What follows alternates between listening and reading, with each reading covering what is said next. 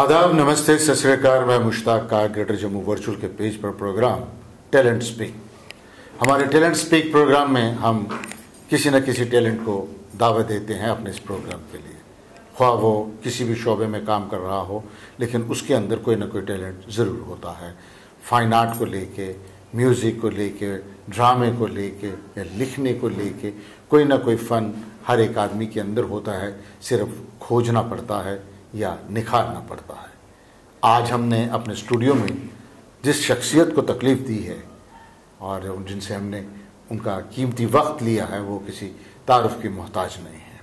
Senior हैं कला के क्षेत्र में, लेखिका हैं, अपने डोगरी भाषा में भी लिखती हैं, हिंदी भाषा में भी लिखती हैं और आज भी वैसे ही एक्टिव हैं जैसे वो पहले हुआ करते थी।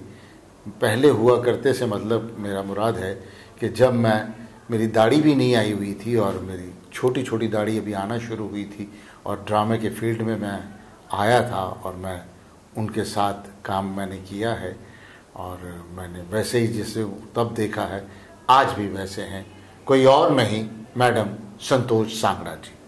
संतोष सांगड़ा जी जिन्होंने टेलीविज़न के कई सीरियलों में एज ए एक्टर के तौर पे काम किया है।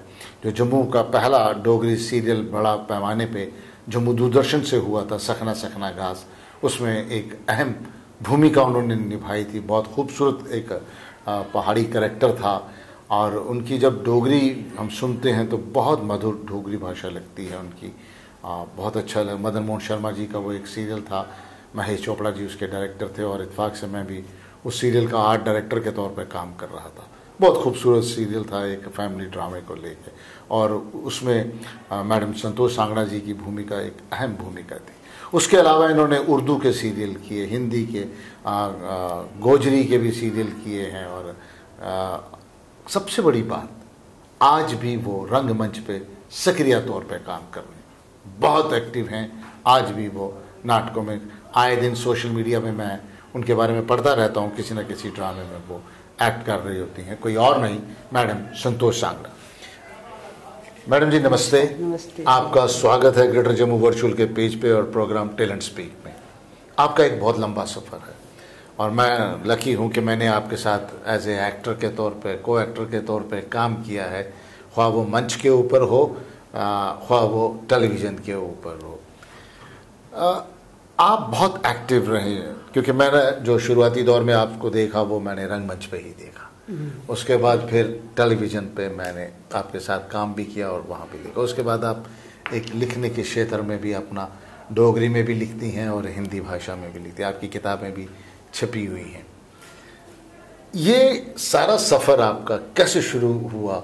मतलब आप एक अच्छी मतलब घर गृहस्थी वाली हैं, बच्चे हैं, सब आपने संभाले, बच्चे वेल सेटल, अच्छी तालीम याफ्ता, सब कुछ। उसके साथ साथ ये सब कुछ, शुरुआती दौर कैसा रहा आपका? शुरुआत कहाँ से की हुई थी? शुरुआत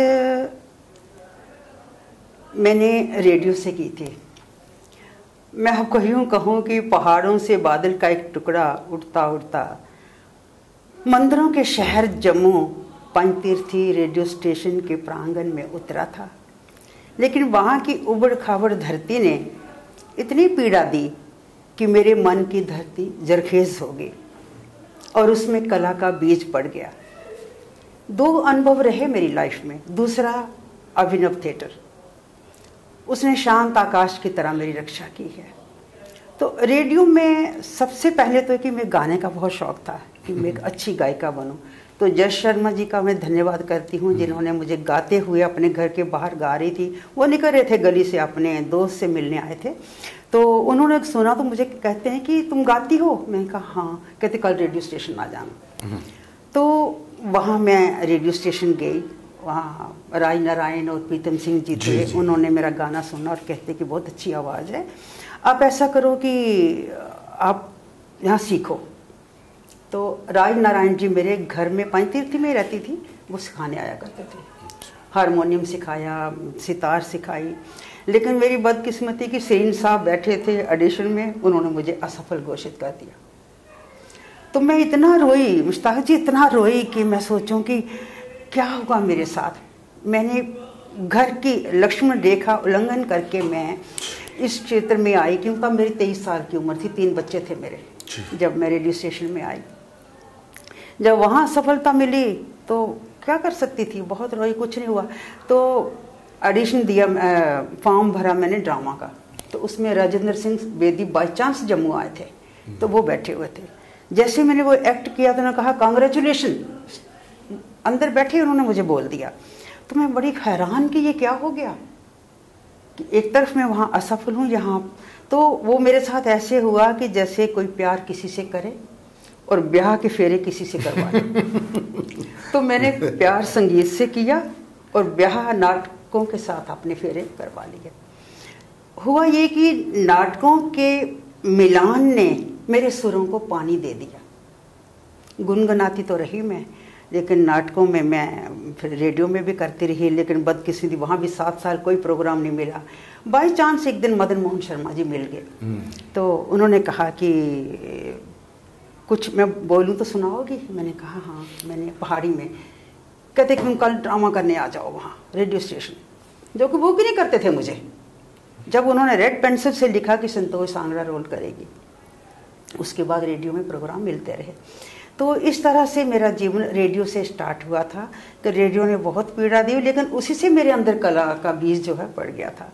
उसके बाद फिर मैं रंगमंच की ओर आई। सबसे पहले आप ही के बैनर के नीचे हमने किया था, सुतीक्षण कुमार आनंद का प्ले था धुंध के घेरे, तो वो आपका ही बैनर था। मुझे अभी भी याद है, नेक्स्ट डे आप में एक छोटा सा कार्ड लेके आए थे, थैंक्स का दिया आपने, मैं कभी नहीं भूल सकती। वो मेरा पहला मैं भाई का रोल मैंने किया था, भाई का, लड़ाकू भाई। लड़ाकू भाई। तो वो सबसे शुरुआत स्टेज में मैंने आपने ही करवाई मुझे, आपके बैनर के नीचे। वो लकी निकला मेरे लिए कि मैंने उसमें, फिर उसके बाद तो फिर आपको पता है 150-200 प्ले हमने कर लिए स्टेज के, लेकिन उसमें भी रिपीट परफॉर्मेंस भी थी उसमें। उसके बाद हमने मोहाली में किया गदे बीज, तब कौन थे वो, सुरजीत सिंह बरनाला चीफ गेस्ट थे। तो जब मैंने वो माँ का रोल, क्रांतिकारी रोल था, वो किया, उन्होंने इतना बड़ा एक मोर दिया और बेस्ट एक्ट्रेस का अवार्ड दिया था वहाँ। उसके बाद इलाहाबाद में गए, श्रीनगर में गए, दिल्ली मूवलंकर हॉल में, श्री राम सेंटर में, मैंने अनगिनत जगहों पे हमने प्ले किए। लास्ट प्ले हमने किया मुटंगा थिएटर में, खोल दो शहादत मंटो का उर्दू प्ले। मेरी बड़ी ख्वाहिश थी कि मैं उर्दू का, उनकी कहानी थी, उसे रजनीश ने उसे ड्रामा किया, उस पर लिखा, नाटक लिखा और वो हमने किया। सूत्रधार का रोल था उसमें मेरा, तो वो लास्ट था। मुझे अभी भी याद है कि वहाँ पर जो लोग थे उन्होंने कहा जब आप आती हो तो लगता है कि हिंदुस्तान आ रहा है। वाइट साड़ी में मैं आ रही थी। तो खैर बाकी एक्टिंग का भी थोड़ा होता है, लिखने वाले का भी कमाल रहता है और एक्टिंग का भी होता है, तो लोगों ने बहुत पसंद किया। वो मेरी ख्वाहिश थी कि मैं उर्दू प्ले कर लूँ। हिंदी भी किए, उर्दू भी किए। मैडम मैं मुझे जहाँ तक याद है, मैं आपका वो एक नाटक नहीं भूल पाया हूँ, अभी भी मुझे ये नाटक याद है, राक्षस दी बेटी। हाँ, राजा और राक्षस दी बेटी। वो बड़ा हाँ, उसमें मैं बिल्कुल छोटी सी लड़की बनाया हुआ मुझे। मोहन सिंह जी थे, जनक खजूरिया और कमल शर्मा वो थे। तो उसमें उसको मतलब बेच रहे हैं, इस तरीके का रोल था वो। तो मेरे बच्चे मेरे बैठे हुए देख रहे थे कि जब मेरी वो सीन चल रहा था, तो बच्चे देख रहे थे मेरे। तो लड़की का भी किया, बूढ़ी का रोल भी किया, फिर वो भी किए, बहुत से। नहीं, इसमें कोई दो राय नहीं है कि आपने जो भी नाटक किया, जैसे राजा राक्षस वाली बेटी, और आपने बलवंत गार्गी का जी का नाटक है, उनका किया। मजेदार बात आपको सुनाऊं, मैं बलवंत गार्गी के पास गई वहाँ दिल्ली में, तो सचमुच बड़े लोग बड़े ही होते हैं। जब मैं उनके घर गई तो मैंने उन्हें कहा, मैं कहा सर आपका प्ले हमने बिना आपकी परमिशन के कर दिया। तो वो मुझे कहते हैं तेरे लिए जिस तरह नाल तू गल कर रही है ना, उस तो लगता है कि तू सच्ची सुच्ची कलाकार है। तो वहाँ अलका जी बैठे हुए थे, उत्तरा बाबकर बैठी हुई थी, वो सांझा चूल्हा की शूटिंग कास्टिंग हो रही थी। तो कह रहे, मैं एक सीन करके बताया उनको, मैंने उसी का अभिसारी का था। तो उन्होंने कहा सांझा चूल्हा में रोल करेगी? मैंने कहा सारी इतनी उड़ानी मेरी कहाँ है, मैं छुप छुपाते कैसे झूठ सच फरेब करके बागी होके मैं निकली हूँ घर से। बिल्कुल। तो कौन मुझे आने देगा, मैंने नहीं किया उसमें। तो सबसे खुशी की बात है कि उन्होंने एक लेटर टाइप करके दी जिसमें लिखा कि संतोष मेरा प्ले कहीं भी करेगी मैं आऊँगा, और रानी बलवीर कौर चंडीगढ़ की थी तो उसको लेटर लिखी मुझे दी उन्होंने। फ़ोन किया और उसके बाद कहा बैठ जा थल्ले, मैं बैठ गई। कहते मेरे सिर पर हाथ रखा कि तू मेरी सच्ची सुच्ची शिष्य है। बड़ी खुशी हुई। और जब वो मैं छोड़ने आए बाहर तक, सबसे बड़ी अहम बात उनकी जो बता रही हूँ आपको, जब वो छोड़ने आए तो नंगे पाँव बाहर तक आए। मैंने कहा सर आप चप्पल तो पहन लेते। कहते अपने अदीबों को मैं नंगे पाँव ही छोड़ने जाता हूँ। क्या बात, मेरे लिए बहुत बड़ी बात थी। जितना डिप्रेशन में जम्मू में हुआ था अभिसारिका करके, जब मैं उनके पास से होके आई तो मैं बिल्कुल वैसे हो गई कि नहीं अब तो। फिर मैं सखाराम बाइंडर किया उसके बाद। जी जी। तो अभिसारिका नाटक मैंने भी किया है। अच्छा। और मैंने उसके शोज काफ़ी किए हैं और पंजाबी में ही किया है। अच्छा, अच्छा। और मतलब अब बलवंत गार्गी जी का 100 साल मनाए जा रहे थे, संगीत नाटक अकेडमी की असाइनमेंट थी, शिमला में भी किया मैंने। और उनके जो गांव है अच्छा। वहाँ जाके भी ये नाटक किया। बहुत खूबसूरत नाटक है और आपने भी वो नाटक किया है, वो मैंने देखा हुआ है। तो वो एक सिस्टम चलता है, वो चलता रहे। लेकिन सांगड़ा जी मैम के आपने जो इस तरह के नाटक किए, आपने अभी कहा कि मैं नाटक कर रही थी और नीचे बच्चे भी बैठे हुए थे। आपकी फैमिली का काफ़ी सपोर्ट रहा है या थोड़ी सी बगावत भी? अब आप ये सोचिए कि मैं सच बोलूं, क्योंकि मैं जब रोल करती हूँ तो मैं ग्लिसरीन नहीं लगाती, मेरे अपने आंसू होते हैं वो। तो सच मैंने लिखा है, सच मैंने बोला है, सच मैं कहूँगी आपको कि किसी ने मुझे प्लेटफॉर्म नहीं दिया, किसी ने कोई वो नहीं किया कि आप जाओ वहाँ। मैं एक बागी होके किया। आप सोच लो जैसे दिन कैसा लगे लोगों को, मेरा सुनना कैसा लगे कैसा नहीं। मैंने गिलाफ चढ़ा के बात नहीं की कि मुझे उसने सपोर्ट किया, मेरे हस्बैंड सपोर्ट कर रहे हैं, मेरे बच्चे। हाँ, उन्होंने घर से निकाला नहीं, इतना मैं जरूर कहूँगी कि कहा नहीं कि ड्रामे करने से घर से निकल। ये उनका मैं धन्यवाद करती हूँ। तो नहीं, उसमें मैंने भी आपके साथ काम किया रिहर्सल। आप हमेशा मतलब घर में कोई आ रहा है मेहमान, कई बार आपने सुनाते थे कि मुश्ताक जी वो मेहमान आए हुए पर मैं रिहर्सल के लिए निकल आई हूँ, क्योंकि आपका एक जुनून है कला को लेके, रंगमंच को लेके, ये सारी बातें। लिखने की और का आपका जो सफ़र शुरू हुआ वो कहाँ से? वो मेरा बहुत पहले का था जी। क्योंकि देखिए मैं जिस परिवार में पैदा हुई वहाँ मेरी सिस्टर मॉस्को में MBBS करने गई। लेकिन मेरे टाइम जब मैं आयुर्वेद कॉलेज में इंटरव्यू देने गई थी तो उस समय सिलेक्शन हो गई थी मेरी। अच्छा। सोपती साहब बैठे थे तो उन्होंने मेरे फादर को कहा कि आपकी लड़की जो है वो बहुत अच्छे मार्क्स लेके पास हुई है। लेकिन घर जैसे खुशी से आई तो पता लगा कि दिनू भाई पंत मेरे पिताजी के दोस्त थे। अच्छा। उन्होंने मेरा रिश्ता करके आए और 2 मई को शादी भी। अब आप सोचिए कि मेरे दिल में क्या बीता होगा कि जहाँ मैं एक उड़ान मैंने जो कविताएं एक आदि जो लिखी हैं वो भी इसी तरह की मेरी उड़ान, मेरे अरमान जो हैं वो कहाँ गए। सूट जो सिला हुआ था ना उसकी मशीन की सिंतरों में सिल गए, सब सिल गए। उसके बाद मैंने लिखना शुरू किया तो एक कहानी लिख दी, ऐसे छोटी सी कहानी, पता नहीं, रूप रोए ते किस्मत खा ते रूप रोए, पहली डोगरी कहानी थी वो लिखी मैंने। तो ये सोचती रही कि मैं क्या हूँ क्या नहीं, मैं क्या करती थी। जब घोड़े पर बैठती थी अपने गांव में तो मैं जितना तेज़ घोड़ा दौड़ता था इतनी मेरी तेज़ उड़ाने थी, इतना वो सोचती थी ऊंचाइयाँ में। लेकिन सब कुछ ख़त्म हो गई उसके बाद। फिर मैंने लिखना शुरू किया तो लिखते लिखते कहानियाँ लिखी हैं, कुछ कविताएं तो मुझे नहीं आती हैं लेकिन फिर भी उसमें ये है कि शब्दावली जो कहानी में वही उसमें है, छंद-वंद नहीं आते मुझे लिखना। तो वो लिखना शुरू किया। उसके बाद फिर कहानियाँ लिखनी। फिर जस शर्मा जी ने कहा कि तुम्हारी जो कहानी मैंने सुनी है ऐसी कहानियाँ लिखेगी तो साहित्य अकादमी अवार्ड तुम्हें अवश्य मिलेगा। वो तो आज तक नहीं मिला पर हाँ, तो वो किताबें मैंने 7 किताबें मेरी हो गई हैं अब इस समय। तो नाटक लिखे, छोटे छोटे, मेरे हस्बैंड की सर्विस थी, बाहर ही बाहर रहते थे, उनको भी देखना, अकेले घर में रहना, नया घर बन रहा था। तो ये सब कुछ करके ना भाग दौड़ में ही मैं करती रही। पर खैर मेरे साथ एडजस्ट किया सबने, ऐसी बात नहीं है। लेकिन अगर कहो किसी ने इनकरेज किया कि भाई तुम, वो चीज़ नहीं किसी ने दी। ना ना बिल्कुल आपने साफ मैं तो वो बेल कही। थी जो ऊपर ऊपर उड़ना चाहती थी, काट दी जाती थी, फिर कटती फिर आगे निकल जाती थी। मनी प्लांट पेड़ है वो जो काट दो तो फिर लगा, फिर नीचे से फिर ऊपर से डेट कह लो। नहीं, आपका वाकई जो एक स्ट्रगल है, हम इसे स्ट्रगल इसलिए मैं मुस्ताद जी बताऊं आपको कि मुझे कोई शौक, मैंने कभी आज तक अपने हस्बैंड के साथ पिक्चर देखने नहीं गई, कहीं किसी जगह पे मैं घूमने, ये नहीं कि शौक नहीं, मेरे शौक ही थे, ना कोई सही सहेली बनी, ना किटी पार्टीज में गई, ना सत्संग में गई, यही था अपने अंदर बैठे अपने किरदार से बातें करते करते मैं लिखना शुरू किया था।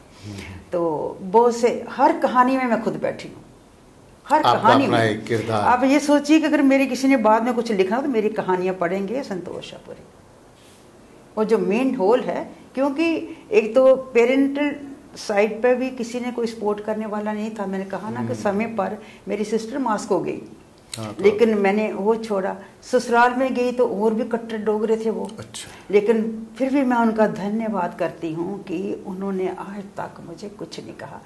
मैंने उनका इतना मन जीत लिया कि क्या कि जानी इस पे एक पुल बना दिया, उस रास्ते पे खाई नहीं बनी। अभी भी मैं जाती हूँ, कुग्गी मारे डोरी का पोस्टर लगा था, तो किसी ने कहा वो देखो आपका पोस्टर लगा है, तो मैं डर गई कि पता नहीं क्या बोलता है, लेकिन किसी ने कुछ नहीं कहा। नहीं, जहाँ एक सच होता है ना, सच की हमेशा थोड़ा सा तकलीफ होती है, महसूस होता है कि नहीं, और आपने बड़ी स्पष्ट तरीके से कहा, मतलब जैसे आपने कहा कि मैंने कोई कवर नहीं। देखिए, मैंने दूरा दा रिश्ता नाटक संग्रह जो लिखा है, उसमें क्यों लिखा है दूरा रिश्ता? जब अपने रिश्तों में थी तो मैं एक मोम की गुड़िया थी, ठीक है। दूरा दा रिश्ता, आपसे मेरा क्या रिश्ता है बताइए? कोई है? कोई रिश्ता नहीं है, दूर का रिश्ता है, लेकिन कितना नज़दीक है कि इन लोगों से मुझे ऊर्जा मिली है, ऑक्सीजन मिलती है। तो जितने भी मेरे बाहर दूर दूर के रिश्ते हैं, इन्हें मैं सोचती हूँ मेरे जन्म जमांतरों के रिश्ते हैं इनके साथ मेरे। इन्होंने मुझे कलाकार बनाया, उत्साह दिया। मैंने कहा ना, सबसे पहले आपके वो बैनर में मैंने प्ले किया, मैं बड़ लकी मानती हूँ उसको। तो ये कि उसका नाम किसी ने बताया नहीं मुझे, मैंने खुद लिखा दूरा का रिश्ता। ये बहुत नज़दीक के रिश्ते हैं, क्योंकि देखिए आप, हम कहीं बाहर जाते हैं तो कोई गुम हो जाता है हमारा कोई साथी संगी को, तो हम क्या कहते हैं, अनाउंसमेंट होती है कि जिनके साथी खो गए हैं वो नंबर 2 गेट पे आ जाएं। लेकिन जीवन की भीड़ में खोए हुए लोगों के लिए कोई गेट है तो ये है नाटक, कहानियां, जिसके माध्यम से आज आपने मुझे बुलाया है। तो ये गेट है हमारा, हमें जीवन की भीड़ में खोए हुओं के लिए। आपका एक बहुत बड़ा कंट्रीब्यूशन है मंच के लिए भी और टेलीविज़न के लिए भी, और अब आजकल आप लेखनी में भी हैं। सांगना मैडम, आज का जो यूथ है, आज के जो आप, आज की पीढ़ी के बच्चे भी आप देख रहे हैं, आप आज भी नाटक कर रहे हैं, तब भी आप पहले, हम जब मेरे वाला टाइम जो आप बता रहे हैं वो दौर, और आज की पीढ़ी के साथ भी आप काम कर रही हैं जी। क्या फ़र्क महसूस कर रही हैं? फ़र्क तो बहुत है। जो हमने आप लोगों के साथ काम किया है, जो उस समय जो था वो एक जुनून था। देखिए, सुसाइड भी करनी होती है कि जुनून होता है, तभी छलांग लगाई जाती है उस समय। जी। जितने भी क्रांतिकारी हुए, जुनून था उनके अंदर है। तो उस समय एक जुनून था कि हमने कुछ करना है, हमने समाज को कुछ देना है, जो भी आप समझ लीजिए, लेकिन एक जुनून था, वो करते थे। आज का जुनून नहीं है। आज है कि हम एक ही दिन में, देखो एक बच्चा भी 9 महीने लगाता है निकलने पेट में, एक बीज को आप दबा दो उसे भी टाइम लगता है अंकुरित होने में। पकते नहीं है जी, जल्दी में पकते नहीं है, जल्दी में वो चाहते हैं कि हम बहुत दूर पहुंच जाए। देखिए, हमें कोई नाम मिले ना मिले, मरने के बाद लोग कहानियां पढ़ेंगे मैं जिंदा हूँ। और मुझे इनाम तो विनोबा बाबा ने कहा है कि इनाम तो वो पका हुआ फल है जो किसी भी चलते हुए राहगीर की झोली में गिर जाए। हमें ऑडियंस से इनाम मिल जाता है, लोगों से मिल जाता है, तो उसकी कोई ख्वाहिश नहीं है मुझे। देखिए, आप आज की पीढ़ी की बात कर रहे हैं, मैं जो डोगरी में कहानियाँ लिखती थी, उसके बाद मैंने विचार औषध लिखा कि विचार ही हमारी व्याधि है, बीमारी है, विचार ही जो है वो इलाज भी है, औषधि है। तो अब उसमें भी आप कभी किताब पढ़िएगा तो आपको पता लगेगा कि वो किताब क्या है। सिर्फ इस समाज, जैसे मैंने रंगमंच चुना कि मंच पर खड़े होकर लोगों को अपना मैसेज पहुंचा दूं, इसी तरह इसमें भी को हम जो लिखी है उसमें मैंने हर तरह का टॉपिक लिखा है। शस्त्र का काम है सर काटना और शास्त्र का काम है सर बदलना। धर्म पे मैंने लिखा है कि जो धर्म जो है जितने भी इन्हें हिंदू धर्म, मुस्लिम धर्म, सिख धर्म, बौद्ध धर्म कहना ये राजनीति है। धर्म जो है ये सब अलग अलग मिठाइयाँ हैं, लेकिन मिठास इसमें धर्म की है। हिंदू, मुस्लिम, सिख जिनमें भी जितने भी हम कहते हैं इनको कि धर्म है हमारे, हिंदू धर्म, मुस्लिम धर्म, सनातन धर्म, नहीं। मिठाई कभी आप नमकीन को नहीं बोलोगे, मिठाई मीठी को, वो चीनी है। चीनी इस धर्म में भी है, उस धर्म में है, लेकिन नाम है अलग, रसगुल्ला, गुलाब जामुन, वो तो इस तरह के लिखे हैं। जो भी इसमें मैं लिख रही हूँ वो सब किसी आओ आंगन बड़ा करें, हमारे आंगन छोटे हो गए हैं जी जी, तो इसमें औरत का ज़्यादा हाथ है। बिल्कुल। आज औरत जो है वो एनजीओ खोल रही है, बाहर जा रही है, लोगों को पढ़ा रही है, बहुत कुछ कर रही है, अपने बच्चे अनाथ हो रहे हैं। तो मैं इन औरतों पर लिखा है कि पहली औरतें जो थी हिंदुस्तान की वो चरणों की दासी बनी रही, और जो विदेश की औरतें थी उन्होंने क्या किया कि उनसे बगावत कर ली, सिगरेट शराब पी के बाकायदा, वो भी गिर गई, ये भी गिर गई, वो चरणों की दासी रही। आप ही मुझे बताइए, क्या किसी दास से आपका प्रेम हो सकता है? औरत ने अपने मन की आवाज़ नहीं सुनी कि मैं हूँ, वो रो लेती है, फिर जुट जाती काम में। काश कि वो उसे पंख लग जाते, वो आकाश को नाप लेती। इस तरह के टॉपिक लिख रही हूँ मैं। मेरे हिंदी में इसलिए कि पढ़ने वाले ज़्यादा होंगे, मैं डोगरी में लिखूँ, मैं भी अवार्ड ले लूँ कोई पर लेकिन इसलिए कि मेरा मैसेज लोगों तक पहुँचे। मुझे ऐसा लगता है आपने ओशो पढ़ा है। ओशो नहीं पढ़ा तो मैंने कुछ भी नहीं पढ़ा, लेकिन ये कि थोड़ा बहुत कुछ ना कुछ ओशो पढ़ा है। सुनती रही हूँ कैसेट कभी कभी उनकी। मैं अपनी बहन के पास गई थी, उसके मेरे पास तो किताब भी नहीं कोई। मैंने कहा मुझे दे किताबें हैं। ओशो मुझे अष्टावक्र अच्छा लगा, गीता मुझे समझ नहीं आई। मैं जब भी मेरी बेटी की डेथ हो गई तो मैंने गीता पढ़ना शुरू किया। तो मैं जब पढ़ती हूँ मैं भगवान मेरे भले कुछ नहीं पढ़ा, क्यों ना मैं एक और गीता लिखूं। तो इसलिए मैंने ये लिखना शुरू किया है कि ये भी समाज को एक मैसेज पढ़ेगा कोई। पहले मंदिरों में बोर्ड पर लिखा करती थी मैं, लोग दूर दूर से आते थे, ये कौन है लिखने वाली, नाम नहीं लिखती थी। अच्छा। तो वो आते थे कि आपने आज लिखा नहीं, मैंने कहा मैं इधर थी नहीं। तो फिर मैंने सोचा कि अगर इतना अच्छा लग रहा है लोगों को तो किताब तो किसी बूढ़े के पास गई, उसको देखा तो फिर मैं उस पर लिख दिया बच्चों के लिए कि इनकी वाणी से वान निकलते हैं आजकल, क्योंकि ई निकल गई है, ई खटास, ई ईख। सही बात। तो सही वो लिखा। फिर मैंने उसमें लिखा एक जगह कि ये जो जीव है हमारी कितनी 64 हथियारों के बीच रहती है, फिर भी अपना काम चला देती है। बिल्कुल सही कहा आपने। और हम कुछ मिठाई भी खाते हैं तो हाथों में लगी रहती है, जीभ पे नहीं लगती। तो वो सुन के एक बंदा आया, आप किताब क्यों नहीं लिखते? तो फिर मेरे मन में आया कि मैंने विचार औषध लिखा था। बिल्कुल, बहुत खूब। जैसे आपने आज की पीढ़ी, आज की जो लोग हैं उनके मुतालिक कहा, आप परफॉर्मर को, परफॉर्मिंग आर्ट भी आपका एक क्षेत्र है और लिखना भी एक क्षेत्र है। नई पीढ़ी को क्या मैसेज देना चाहते हैं? नई पीढ़ी को तो मैं ये देती हूँ, पहले तो वो मानव बने, अपने संस्कार, अपनी संस्कृति इसको ना छोड़ें, और उसके साथ साथ खाली ये नहीं कि आप नाटक कर लो तो बस, इसके ये अपना कुछ वो भी रखें, इसे हॉबी के तौर पर इसे समझें।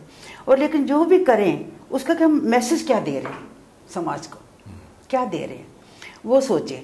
लेकिन वो सोचना नहीं चाहता कोई भी, रातों रात एक एक्टर बनना चाहते हैं।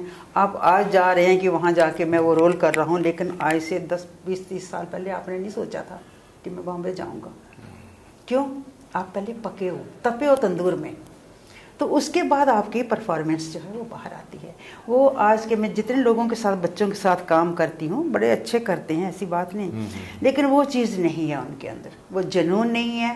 पैसा है, कितना पैसा मिलेगा, ठीक है नहीं, पैसे के पीछे। फिर उसके बाद कि हम फिल्मों में आएंगे, अरे कोई मीना कुमारी, कोई बोनी राजकुमार नहीं बनेगा। सब कुछ इतनी जल्दी नहीं होता है, ये नटशल ये है कि सब कुछ इतनी जल्दी नहीं होता। वक्त को मद्देनजर रखते हुए मैडम सांगला जी से हम बहुत सारी बातें कर सकते हैं। इनके पास एक ख़जाना है तजुर्बे का, और इनका तजुर्बा वाकई है। मैंने अर्ज़ किया कि ये मेरी सीनियर दर सीनियर हैं और मैं खुशकिस्मत हूँ कि मैंने इनके साथ काम भी किया है, क्या रंगमंच हो, क्या टेलीविज़न हो, और मैंने दोनों क्षेत्रों में इनके साथ काम किया और इनकी लेखनी को भी मैं पढ़ता रहता हूँ। इनकी एक किताब मेरे पास है, अभी एक फंक्शन में इन्होंने मुझे वो दी थी और वाकई उसमें बातें जो इन्होंने कहीं वैसी बातें हैं, इसमें कोई दो राय नहीं।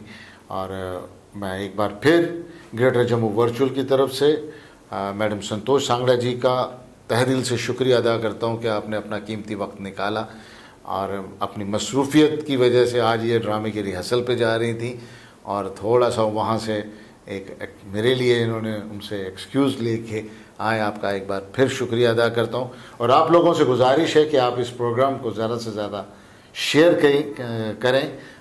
ग्रेटर जम्मू वर्चुअल के यूट्यूब पे, फेसबुक पे, ट्विटर पे और इंस्टाग्राम पे हम अवेलेबल हैं और अपना कमेंट ज़रूर लिखें।